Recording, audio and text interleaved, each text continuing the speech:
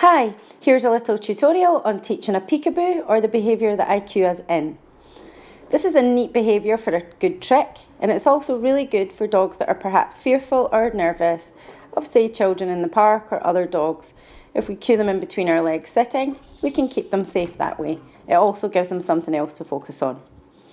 So how I begin teaching this behaviour is I have food in my left hand, and I'm just quite simply clicking the dog for targeting the food in my right hand behind my body.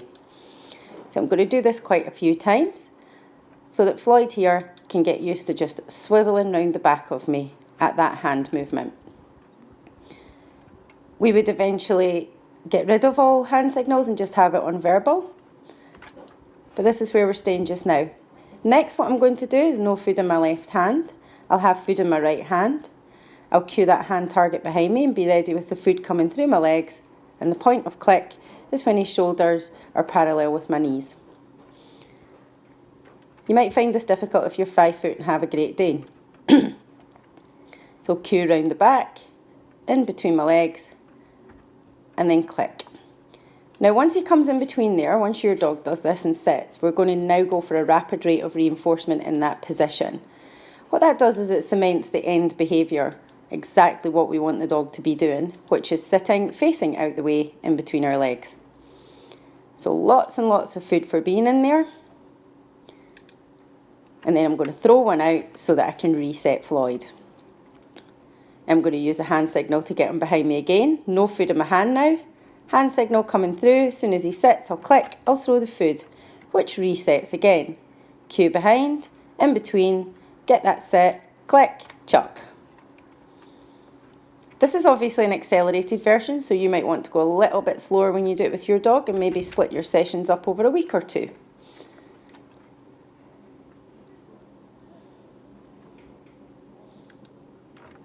So we always wait on the sit before we click. If we have to cue it, then that's no problem at all.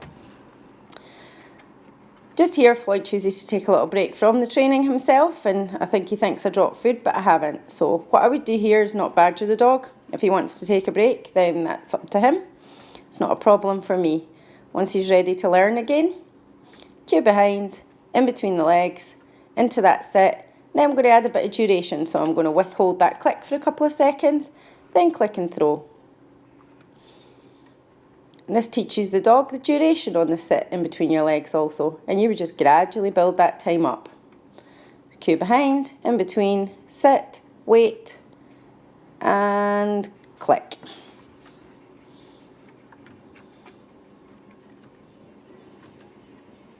It's as simple as that.